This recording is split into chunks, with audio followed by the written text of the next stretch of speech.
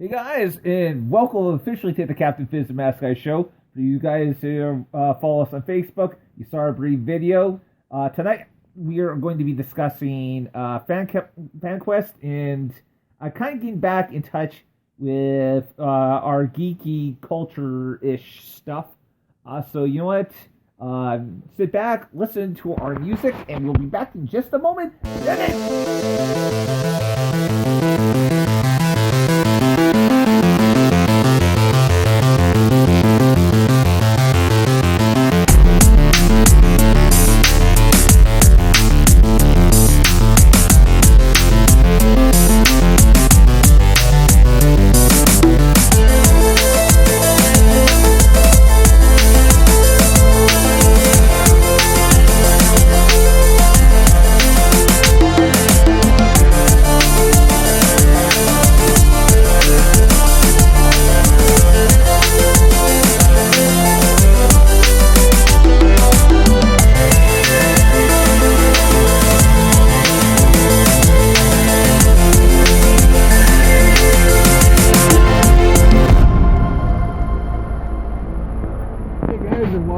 To the Captain Fizz and Mask Guy show. Of course, I am Captain Fizz.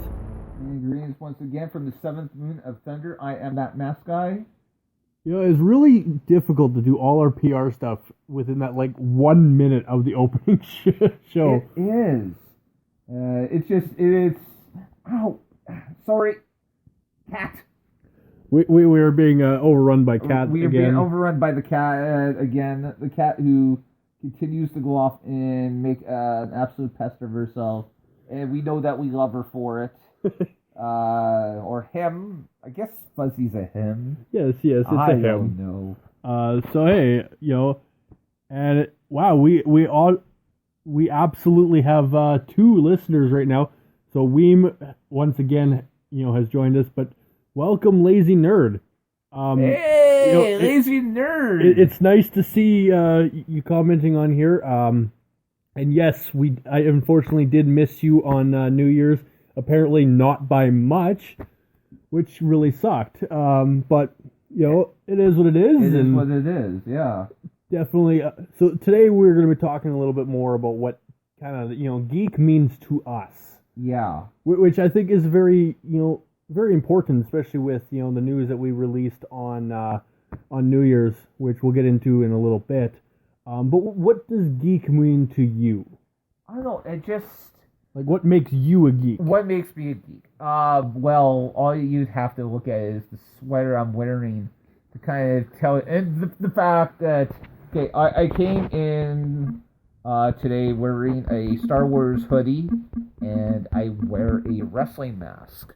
So that kind of tells you kind of where my geek begins. I mean, it's a mixture. I fell in love with Star Wars the first time I saw it, which probably wasn't until about 1983. So I actually didn't even get into Star Wars until around the time Return of the Jedi was coming out. But, I mean, it had an instant impact on me. I was big into Star Wars, especially around the time Return of the Jedi actually came to theaters.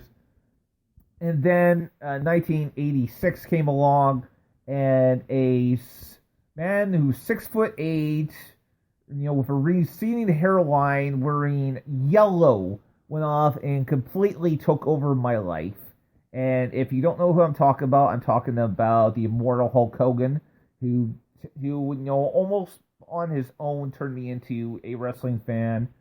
I can honestly say that I highly doubt I would have gone into professional wrestling at that point if it hadn't been for Hulk Hogan. I might have become a wrestling fan, but probably not to the degree that I became, because I remember actually losing my voice in 1987 when Hulk Hogan took on the one-man gang here in Winnipeg.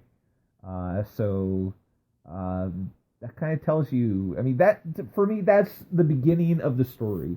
It progresses from there, but, I mean, Star Wars and professional wrestling definitely were the beginning of my geekdom, if you will. Yeah, see, with me, growing up, one of the things that I really wasn't a geek, so to speak. I was into kind of geek-like stuff, but I never actually, was classified as one or figured I was classified one, so to speak.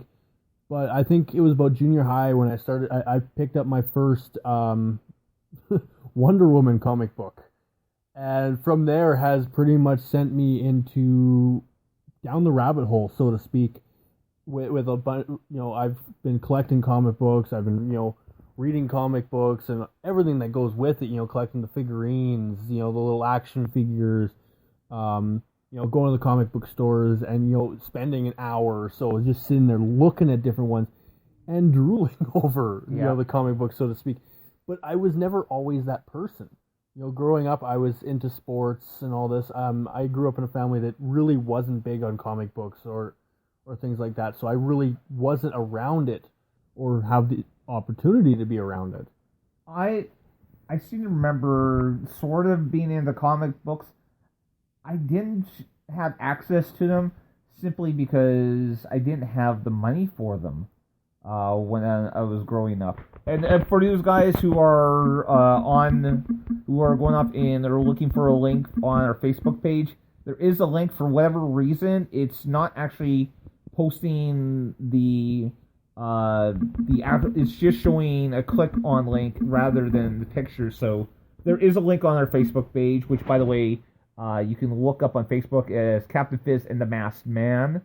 We do encourage you to go off and to find us on Facebook, like our page, and subscribe so you can kind of keep up with the silliness that we go off and we seem to enjoy. Yes, we definitely are very silly with our Facebook page. I love it. Definitely very interactive. But yeah, so over the years, have you found yourself being more of a so-called geek as opposed to early years? Well, I mean, age kind of brought on, This show doesn't count. This show doesn't count. Well, I mean, I've always been more into the genre films, it's particularly science fiction, fantasy. I discovered the writings of J.R.R. Tolkien. I discovered a lot of fantasy books like Forgotten Realms. There was a series that was created by Tracy Hickman and Margaret Weiss. For whatever reason, it's just completely escaping my memory. But I mean, I was really into kind of like the sci-fi fantasy stuff. I mentioned on the air before, I used to own probably about 200 to 300 Star Wars books. I recently got rid of all my Star Wars novels that are no longer considered canon. But I still have quite a bit. I have tons of Star Wars comics. I was going to go off and mention a couple of minutes ago, but I kind of got sidetracked trying to get our social media working up here. That while I didn't have a lot of comic books, I did have some comics. My parents tried to steer me towards more Christian stuff, so I had some Archie comics that were Christian. I had a Yankee Doodle Dandy comic, but I also had a comic of an X-Men comic, which I think my mother may have gotten rid of, fearing that it was too satanic.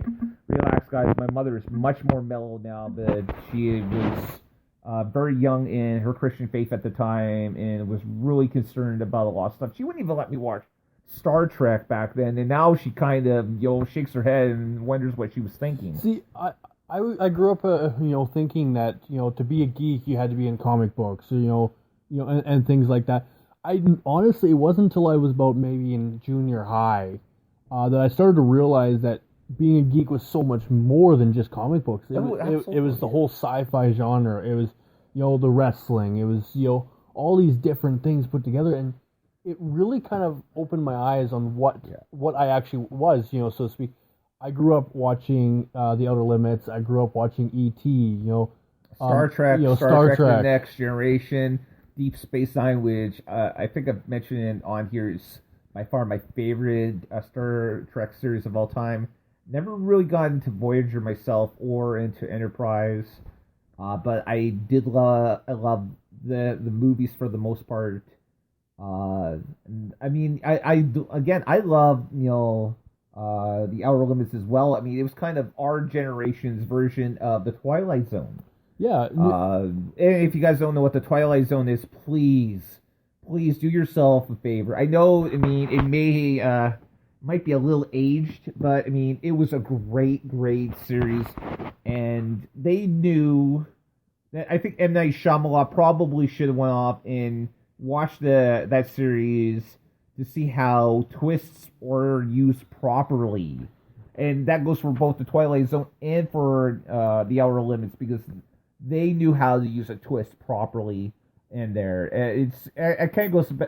It just popped in my mind. Can't remember. I think it was this past year that you and I went off and saw Goosebumps with my wife. And at the end of the movie, Jack Black, who plays R.L. Stein, goes off and says, "There's three parts of the story: the beginning, the middle, and the twist."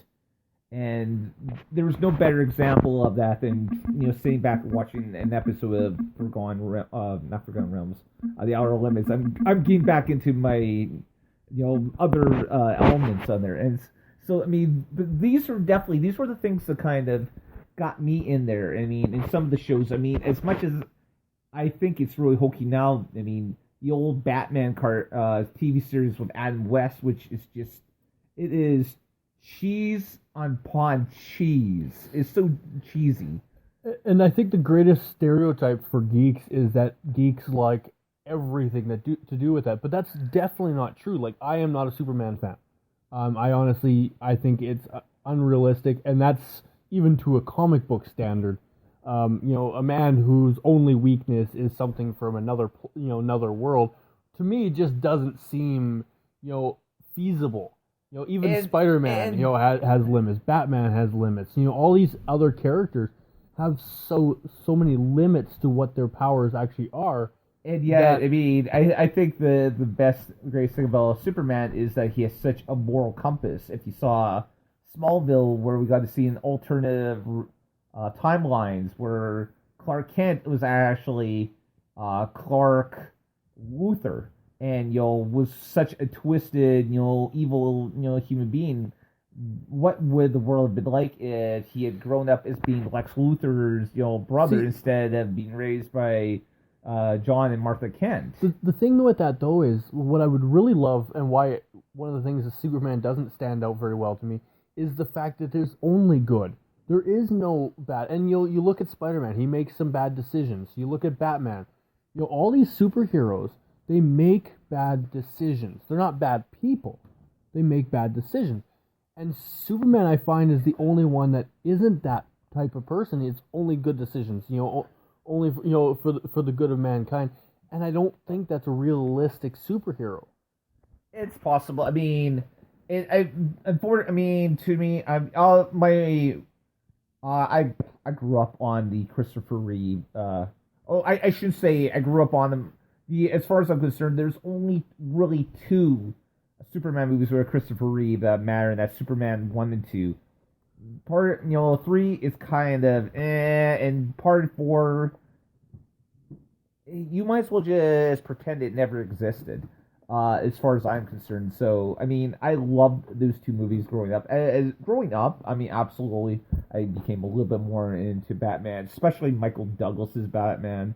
To me, he is still the ultimate Batman, in my opinion. You are free to go off and argue with me on that one. I find, like, as someone who likes villains more than superheroes, which is definitely a very normal thing. I don't mind the Batman, but I think Batman character itself relies directly on who plays Alfred. If you have the wrong Alfred, Batman's just not worth it. And it really goes off of it. And again, I'm not gonna bother looking up the gentleman's name, but the man who played Alfred in, it was 4 Batman movies. The first 2 with Michael Douglas, and then the one with oh my god, some guy who doesn't matter. And then Keanu Reeves. No, it's like Keanu Reeves probably would have done a better job, and that's saying something. And then George Clooney, but the one who went off and did Batman Returns, Batman Forever, Batman and